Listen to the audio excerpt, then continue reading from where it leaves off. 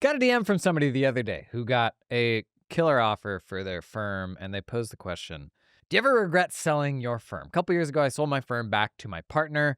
Ever since then, I've been doing whatever you call this, sort of thought leadership and all that. And the answer, it's kind of complex, but it also applies to much more than firm running. And I think it's critically important, actually, to examine a few things before you would ever even consider a change as big as running or selling a firm. But interestingly, it's like the same framework that we ought to be using every day when we stop doing anything, when we delegate something. And I've realized, I think only in hindsight, that my willingness to do this has accelerated my growth a lot. So I want to share that with you, whether you're in a position where you may sell a firm or not, because I think it actually could be the biggest driver in getting you to the next level, whatever that looks like for you. Let's talk about it.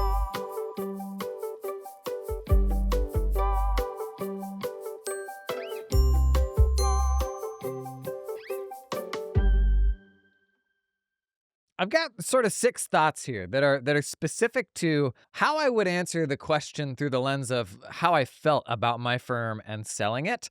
But what I found as I was kind of writing these thoughts out is, man, do these same things apply to so many different daily, weekly, monthly decisions that we do and blockers that we sort of put in front of ourselves that keep us from getting to where we want to go. So I'll run you through these 6 things. But my hope for you is that that can actually help you unblock maybe some of the things that you're stuck on right now. So my first thing that came to mind when that question is posed is you can always do it again, right?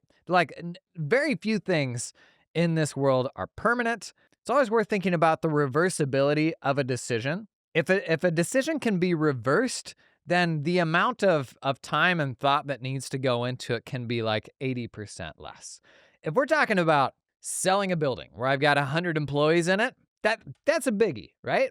But if we're talking about something that could easily be walked back or done again, to a degree, running a firm like on the longer arc of your career, you can absolutely go out and run a firm again. And if you're in a position where you're thinking about selling a firm, there's going to be a lot of well, what else am I going to do?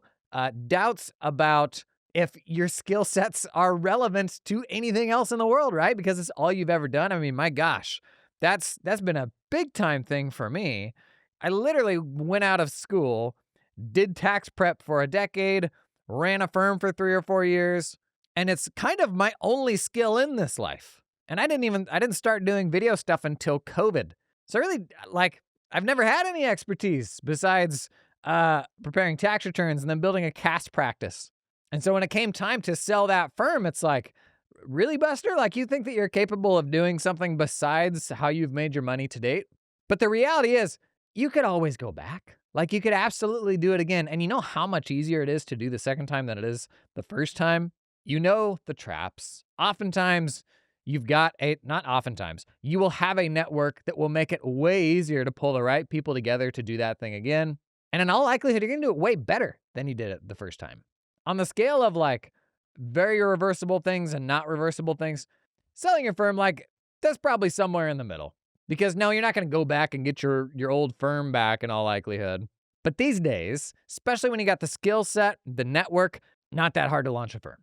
And I'm saying that through the lens of if you're someone who's done this before, the notion of doing it a second time, not that intimidating because you've done it before, right? If you're doing it for the first time, 100%. You're learning so many lessons the first time. That's a really hard thing. You're probably out on your own. You're your own boss for the very first time. There's just so many things you're learning all at once. But if you really ultimately regret selling a firm, you can always go back. Now, the most common question I get asked, it comes up pretty much daily on social media, but even in person at events, it comes up quite a bit. I was at a conference yesterday and 3 people brought it up in the span of about 45 minutes. As they're do you ever miss it? Do you worry that your knowledge about it is only relevant for so long? That is how to run an accounting firm, because I don't anymore. And I would say what I try to do now is actually something completely different, the value that I provide to people. You don't need somebody to tell you what it's like to run an accounting firm, right? If you do that already, you know exactly what that's like. But when I was running an accounting firm, I could tell you that I was heads down in my own little universe. And I learned the most valuable thing for me was to be able to come up for air and learn from a bunch of other people. What I'm able to do today that you can't do is I can spend all of my time talking with other accounting firms. I can put out a ton of content that all creates conversation where I will say one thing and folks will share their experience that may align and may not align. I'm the beneficiary of that because like my lived experience is only ever going to be what it is, but I'm able to pick up all this stuff from other people because this is literally what I do all day. So I am ignorant to the day to day because I don't do the day to day anymore. The service I see myself providing is what folks in the day to day are ignorant to, right? Being able to widen the perspective because I have the really cool opportunity of just meeting a lot of people and seeing what they're doing, picking out my favorite things, and then sharing that with y'all. Now, there's a version of this that we like grieve and have to navigate for anything that we agree to stop doing. So many of those same people who will ask me, like, do you, in fact, I'm thinking of one person specifically who runs a really cool tax practice, but by and large, most of their time just goes into like they're managing client relationships. They're doing a bit of the final technical review, managing relationships.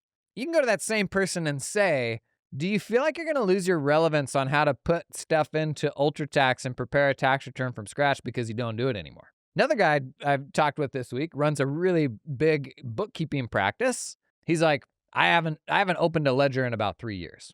Is he going to lose his relevance because he doesn't do that stuff anymore? The answer is yes and no. Like that's inherent in moving on to the next thing, to the more valuable thing is absolutely. You pick up some ignorance on the thing that you're moving away from, but you're choosing to move away from it to something better. And so it takes like a willingness to be ignorant to that thing, to know less about it than you did, for those skills to atrophy a little bit, because it isn't realistic for you to be able to do absolutely everything. We got to pick what our job's going to be. And as the big boss and to have that agency, that's the greatest gift of being able to run your own thing is you can choose the things that you want to work on. And if we pretend that we're not going to be ignorant to the other things, we're kind of lying to ourselves because we won't do a good job of that. Like if we hold ourselves out as still being the person to do all of that stuff, you just won't do any of it very well. So the second thing that came to mind specifically around selling the firm is you got to be real with yourself. Your heart is either in it or it isn't. And in my case, by the time I'd made that decision to sell my firm, I was publishing videos that, I don't know, maybe 500 people would watch them the week after they came out. And that's like 500 firms that I'm impacting as opposed to my one firm. And so I was already having, and at this point, like my accountant community was a couple years old. So I was already talking with so many other people every single week that it was already really, really clear to me that the impact that I could have was much greater on this side than it was inside of my own firm. And like, I'll be real with you. I'm a better leader of leaders than I am staff. Like there's sort of this element of the person who is the best teacher for you is the one that's like one step ahead of you. The superpower that I have is all of the conversations that I've had and the people that I know who are running really cool, progressive firms that I think that we should be looking up to. And the product of all of those conversations is that I have like a framework for how to run a firm that's, I would say, pretty advanced because I've just been the beneficiary of being able to have all those conversations. So for me to come back to, what's the best way to prep this tax return, or the right way to do this or that very specific thing in QuickBooks Online, I'm not that guy. I'm just not. And frankly, I'm not super interested in going back to being that guy because I love what I do now. And what I do now is, I would say it's more rare and more out of reach for folks and higher leverage because I can share this stuff with a whole bunch of firms. Those firm owners then, like, they're creating a better place to work for the rest of their staff. Like that's just a more fulfilling challenge for me. And so when it came time to sell the firm, my heart was very clearly in this other thing. And had I kept running my firm probably would have been the victim of that split attention and the fact that I had this other thing that I was very excited about. You may have experienced this with burnout preparing tax returns or burnout doing bookkeeping or something like that. Like there was a day where that was really, really exciting, but you're like, I don't know that I can do this job anymore. I'm getting kind of sick of it. Or even dealing with clients. I mean, that was one for me. I got really burnt out on the exact same client conversations every single day. I just got bored with that. And you may look at that and think, is this for me? Like, do I really want to keep doing this? To me, I think the great news is your progression through running your firm, whatever that looks like you have the agency to craft the role that is going to put you in the position to be the greatest help you can be to your team. You're not going to be at your best when you're not doing something that you're passionate about. The progression of what I was passionate about, it started with having an internship at an accounting firm that paid better than my buddies. I was passionate my sophomore year in college about making money. Stacking cash, buddy. And when you're a sophomore in college, it doesn't take much. But simply the fact that I was making more than my friends, that was what I was passionate about in that moment. That took me into tax prep.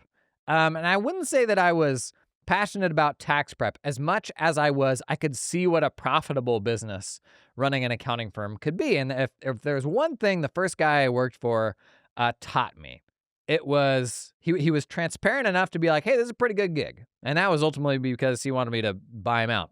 And so he would share some of that stuff with me. And I'm like, dang, he's in this rinky-dink little office, only has a few people working for him, rolls in his sweatpants at about noon every day, and he's making good money.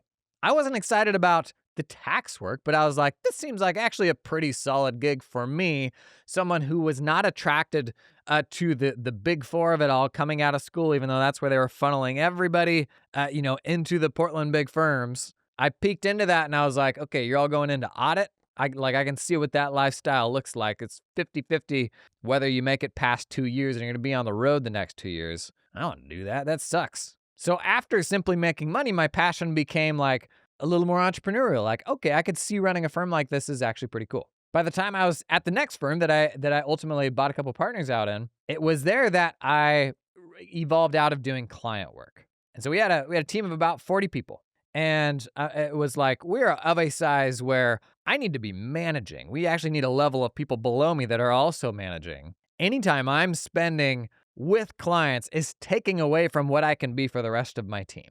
And so at that point, my heart was into the strategy, how we were pricing engagements, ensuring that we were serving the right type of client. That was the very most valuable thing I could bring to the firm. This was also during COVID when we were navigating all the COVID relief stuff, and that was just wild. But that was the biggest way I could impact the firm. And it was actually COVID relief and learning from a bunch of other firms online how they were navigating that and seeing how I became like a superhero within the firm that just had this level of intelligence that would not have been possible for any single person to have, but I was the beneficiary of all the other really smart firm owners online who were sharing that stuff every single day. And so inside of my firm, I had this impossible level of knowledge because I had access to a bunch of other firms that were sharing this stuff day to day. And so our firm benefited from that. Our clients benefited from that. And ultimately, really, that seeing that play out, and I'm sure there have been versions of this in the accounting profession before, but I really think COVID accelerated the appetite for learning from peers online on social media, which was just, and still is to a degree, but not as much, was just a joke at the time. The notion that somebody would share something valuable on Twitter, that was laughable. And it was from there that I got into creating content, and then my passion really became how do I help people at a larger scale? And you can't lie to yourself about what's lighting your fire in that moment and what isn't. And I'm a big believer in to the degree that you can, following the thing that you're passionate about is a real hack. And video is another example of that for me, as I learned that video was a fun way to make silly jokes in sort of an educational format. And I got more joy out of that than most people do. And it's what had me producing videos late into the night and at a larger volume than most folks, while having kids and running a firm and all these things. But my competitive advantage was I was passionate about that. I was having fun. And that is a gift when you have something that you are geeked on. To the degree that you can, following that through your career journey, that's something you have that other people don't have. And when you're old and crusty like us, sometimes that's the differentiator that you need. The fact that you're super into it, you want to be doing it, whether it's for work or not. A lot of people do not have that thing that they're passionate about. If you do, man, don't run away from it. Pay attention to that. Today's episode is sponsored in part by Cloud Accountant Staffing. Their backstory, they were actually an accounting firm that started hiring accountants in the Philippines. They just started doing it for some of their friends. And now they will do it for you, friend. They help you hire talented accountants in the Philippines because they've got recruiters on the ground there, pulling from what is actually an increasingly powerful finance workforce in the Philippines. All of the big four offices have like huge offices over there. Any type of talent you can hire in the US, you can hire in the Philippines as well. But when you start out, you're gonna have all these ignorant questions and the stuff you're even afraid to ask, like, how do I even get them a computer to work on? Do they work on their own and VPN into mine? Do I send them a computer? What about like power outages, internet outages, like team building? How does any of that stuff work? I can tell you the mistake that I made is I got stuck on those things for like 2 or 3 years and tried to think through all these solutions. How am I gonna do my disclosures and all that? Gang, that's like half of the value of these services is they've walked so many accounting firms through this. Stop trying to guess what the right way is to do it. Let them tell you what has actually worked and not worked for other firms. They will hold your hand through it like it's the reason that these services exist. So if you're considering it, like, just hop on a call with them to learn. You got nothing to lose. At the very least, you'll come away with like some new ideas and thoughts on how this stuff actually works. Highly recommend having a chat with them. To learn more about cloud accountant staffing, check out the link down in the show notes. This episode is sponsored in part by Ignition. Come. Here's the thing about client billing. You can't bill for the time you spend billing. You can't. It is pure waste. And we're bad at billing because it's icky. You let things slide, you don't get paid. You waste time chasing people for money. That's not what I did. I didn't want to waste time chasing them, and so I just eat it. Don't do that. This is where Ignition comes in, the leading revenue generation platform for accountants and professional services. When I was running my firm, Ignition wiped out our AR, it's true, and significantly reduced the time spent billing clients, saving our partners over 1,000 hours in the first year because they didn't have to bill all that stuff manually, man. With Ignition, we want more business with impressive online proposals. No more hustling PDFs and Word docs. We automatically pulled payment up front or at the end of a job when it was done. No more dialing for dollars. We transitioned our firm to more recurring revenue and better managed scope creep. No more leaving money on the table. Ignition is making thousands of firms more money and genuinely made us more profitable. Check out why over 7,000 of the smartest businesses run on Ignition at ignitionapp.com. I'll put a link in the show notes. Third thought I had around selling my firm was we are capable of focusing on fewer things than we think. And I'm still struggling with that. That was probably a big punch right in the oof bone for many of you. We're capable of focusing on fewer things than we think. And I would say the majority of us entrepreneurial folks will go our whole lives spinning too many plates at the expense of the one plate that is like, man, if you had just cranked on this, like that was probably the move. Now, there's a balancing act here of like what's fulfilling, what is best for the business versus what is best for me, because as we talk about a lot, there's a level of financial security beyond which like more money, not that big of a difference. Extremely privileged thing to say, but reality is most accounting firm owners, you are past that threshold and you get past that threshold shockingly fast. And so beyond that, there's a mountain of things that you could do that are quote unquote best for the business. But if that burns you out in 5 years, and I try to be really, really conscious of this because my line of work, creating content, you are like in many ways like a professional athlete. Like how many content creators have you seen do it for 5 years or more? You got to be really mindful of how do you actually make this sustainable so that you don't end up super burned out, sick of being in the public eye, sick of constantly putting yourself out there every single day to be picked apart and the target of whatever people feel like putting out into the ether that day. When you're deciding like, here's what's right for the business versus here's what's right for me, again, it's a privileged thing to be able to do, but you gotta be really paying attention to what's right for me and what's gonna keep this thing sustainable, even if it isn't the right thing for the business. For me personally right now, that's live events. That's in-person stuff. In-person stuff, not a good thing for my business. It really isn't. It for sure builds a greater level of depth with folks, but it is not the highest leverage thing for my business by a mile, but it's the thing that gives me energy. Like it's the thing that gets me excited to be back at home in front of a camera again, going out and having a bunch of conversations. I was in Tampa, as I'm recording this, 16 hours ago, talking with a bunch of folks who are, avid podcast listeners. And to meet people in person and have those conversations and put faces to names, it's so energizing. And if I don't do that, just to be clear, in this room right now, it's just me. Occasionally I'll hear the garage door underneath me open and close. It means my wife and son are going out to run errands or something. But it's just me. And latter half of last year, I was pretty burnt out, and I didn't really realize it until later on, as burnout usually works, right? And earlier this year, I had a couple opportunities to do some more in-person stuff, and it was so good. And I came back so jacked, like so enthused. I'm like, okay, this just needs to be part of the energy management plan, like how you're recharging your batteries. And so now that's a really becoming more of a core part of I don't know, my business is the right word because it's not great from a business standpoint, but my priorities. Being able to create spaces for folks to come together and hang out in person, because that is the thing that I'm most amped on right now. And again, number 3, we're capable of focusing on fewer things than we think. The trap here can be, oh, here we go, it's one more thing now. And so this realistically looks like, how do we build a team that can put on killer events?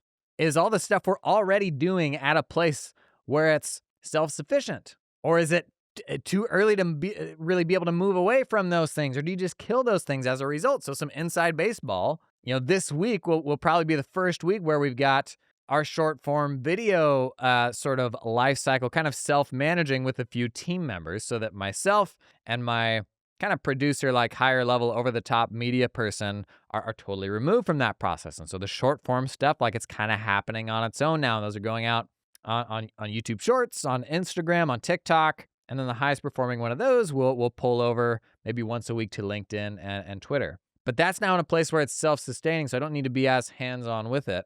I've also got the right person in place so that if something does go sideways there, or we lose a key member of that team, there's a manager that's job is to come in and get to the bottom of that. So like I've got some resilience there to where that won't come back to me.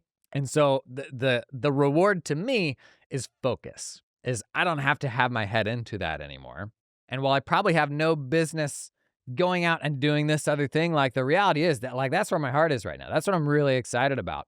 I think actually the move towards social media and even online communities to a degree, and living out more of our lives in a distributed way and not working in person with folks, it's just cranked up the appetite for all things in person. Like, if we've done anything in person the last couple years, you know this. Just the vibes are off the charts, especially when it's with people you've already kind of built a relationship with online. That's just like 10x as exciting to have all those people together in the same place. Nothing beats it. And so like when I look at all the things that I can do and enable for people, I honestly think that's the most valuable thing I can probably enable, is be a hub for a certain type of person and get those people together. And like sometimes in your career, you hit on something where you're like, yeah, like that's the really, really powerful thing, or the really meaningful pain I can solve for these people. And you got to follow that, even if it means some of the other stuff falls off. In fact, I was watching a video about the business of Dude Perfect. So Dude Perfect, they do like trick shots, very family-friendly YouTube channel, really cool guys, built a massively successful YouTube empire. But now, like their YouTube videos, they don't put like out the same volume and effort that they did, and their views on their YouTube videos are a fraction of what they were at their peak. And you look at that and you're like, is that a failure? But the reality is they're doing like arena shows. Like they're traveling the world, meeting their fans in person, doing that stuff. They're talking about building like literal theme parks, because that's the thing that they're excited about right now. That's a deeper level of connection than just making one more YouTube video that'll do 20 million views, right? And that just, when I saw that actually resonated with me so much. Where you got to be so careful getting sucked into the vanity metrics of it all and the hamster wheel of showing up. Like, there's enough of y'all that have tuned into this podcast for long enough to where I know if this is the last podcast episode I ever made, but I emailed you in 3 months and I'm like, hey, I'm going to be running a dinner in town, want to come hang? You'd be like, totally, I'm there. And I'm looking, I think what I'm more excited about next is like that deeper level of connection, actually creating really cool, really impactful experiences for people at a different level of depth. Today's episode is sponsored in part by TeamUp, who helps you hire talented accountants directly in the Philippines. You ever wondered how much it would cost to hire a senior accountant? That is, what do you pay a senior accountant in the Philippines on an ongoing basis? Senior accountant, just so we're on the same page, somebody who can like manage the entire end-to-end accounting process, post all the closing entries, In fact, here's the profile of a senior accountant team up recently placed into a firm. They had a bachelor's in accounting, were a certified public accountant, which is a Philippines certification, Bill.com, and QuickBooks certified. 6.5 years experience in accounting, over 5 years experience with U.S. firms, experience managing, training, and reviewing the work of junior team members. Doesn't that sound nice? Proficient with QuickBooks, Xero, Bill.com, Rippling, Gusto, Expensify. Salary, $2,000 a month. The normal range for a senior accountant in the Philippines, between $1,700 and $2,200 USD per month. Buddy, accounting, it's a global language. It really is. Doesn't matter if you got butts in the seats in the land of the free or in somebody else's land. Accounting's accounting. To learn more, actually, you could swipe Team Up's whole salary guide that they just made. It's really good. I'll link that down in the show notes. Hey, quick word from one of today's sponsors. Me, yes. I run a community, Realize, that is for accounting firm owners. And Realize is kind of the secret behind how I've done all of my content and been able to financially turn thought leadership into a business. About 100 firm owners in there. Realize is a systematic way to build connections with other peer firm owners. It's not a framework for how to run a firm. It's a way to introduce you to other super cool firm owners. Right now, we're putting together small groups so you can have a group of 5, 6, 7 other firm owners just like you that you meet with every single month, run very similar firms. Having this for me totally transformed firm running. My North Star, my goal for you coming into this group is to make a new best friend, somebody that runs a firm, because that was what I needed in my journey. The whole community is built around that. It's called Realize. Link down in the show notes if you want to learn more. All right, fourth thought on selling my firm is, for me, doing it again, running a firm, it's actually totally out of the question. And this question comes up a lot. Would I ever go back to it? Do I miss it or anything like that? There's aspects of it that I miss, and the biggest thing is probably creating a really cool place for people to work and getting to see the people I work with start here and end here and be like, man, I can see how in 36 months' time, we have left you in a vastly better place for the entire rest of your career than where we found you. And that's an incredible, that was a weirdly objectifying way of putting it. But that was an incredibly satisfying thing to create those opportunities for other people. Because I worked a lot of years where nobody was making that investment in me. And I look back and I'm like, dang, I did 10 years and what changed? Where did that decade just go? That part of it I miss. But I would argue in my job now, I can also create those same opportunities. And if I were to launch a firm right now, it would be, one, to be able to document the journey. And that may be enough of a reason someday to come back and explore that more. But two, the reason that's kind of floating around that decision is, are you doing it to prove something to the people who think you can't do that or don't believe that you can do that? And that's the wrong reason to do something. Just like the polar opposites of my day yesterday. I'm in Tampa in a hotel, getting crapped on a bunch of stuff on social media. Just like folks who are kind of what a grifter, just the normal stuff that anybody putting thought leadership online deals with. I walk 10 minutes down to where the conference is going on, and I'm frankly blown away by how many people there were excited to see me and excited for the talk and all of that. And there were a bunch of people there that I got to meet for the first time, and that was super fun. And there was just this level of appreciation and excitement.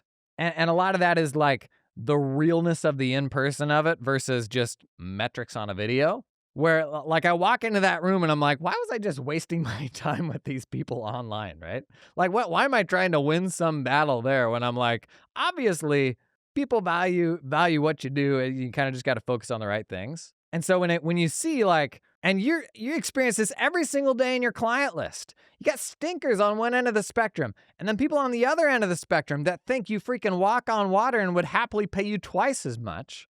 But who do you dwell on? You dwell on the stinkers rather than just dropping everything and running to the people that you're helping and being even more helpful and finding more people like them. And I worry if I went out and I started an accounting firm again, it would actually be to prove something to folks that honestly I couldn't care less about. And you know what the very next thing would be? I would launch a firm, but the way I would do it is so different to how a normal person does it their first time that it would probably just feel out of touch. Because I can hire really talented folks, and I have just a lot of advantages right now that people starting out their firm the first time, they don't have any of those advantages. So how relevant would that actually be? It'd be good content. We do think about that. Okay, thought number 5 on whether I regret selling the firm. I'm very careful not to live the same 12 months for too long, especially so if me just doing the same thing is actually getting in the way of creating opportunities for other people. So let's say you're considering selling your firm. In my opinion, the very best way you can do this is an internal sale. We've all seen, 98% of external sales end in a bunch of clients and a bunch of staff getting hosed. There are a lot of firms out there where you've got the people who could run your firm. You could do a seller finance internal sale. Maybe it has to be a long payback, and there's some risk in that for you. But you getting out of their way is probably the best thing for them, especially generational firms. Tale as old as time. Now, I'll get asked to do like talks, like why do you not go do talks at like QuickBooks Connect and this and that?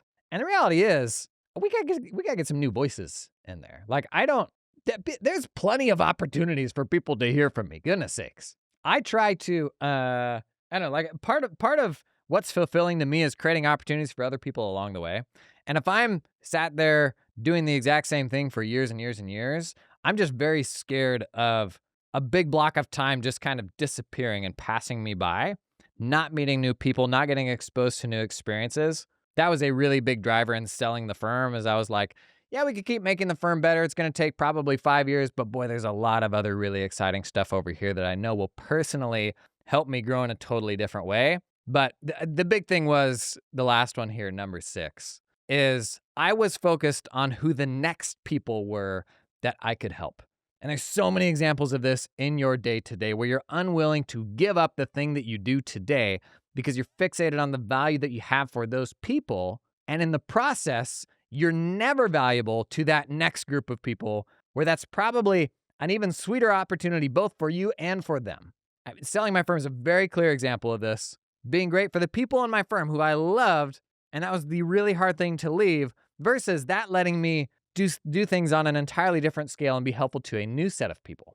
This exact same logic applies all the way down to you hiring a virtual assistant and being like, well, what if that client ever got an email from my virtual assistant instead of me? You know what an opportunity it is for that virtual assistant to do that for you? Or delegating a client to a member of your staff. Well, that client loves me. They're never going to be able to work with somebody else. Okay, well, if you don't give up that client, if you don't delegate them, what person or what opportunity won't get your attention that's even more valuable? It's out there. And I think if we don't think through this often enough, what have I really done in the last 6 months? And am I going to the next thing? Or like the cost and the emotional maybe connection we have with the status quo, if we're not willing to disassociate ourselves from that in order to enable the next opportunity, then you're under-leveraging, I think, what you are capable of, but you're not going to have that bigger impact until you give yourself permission to do it.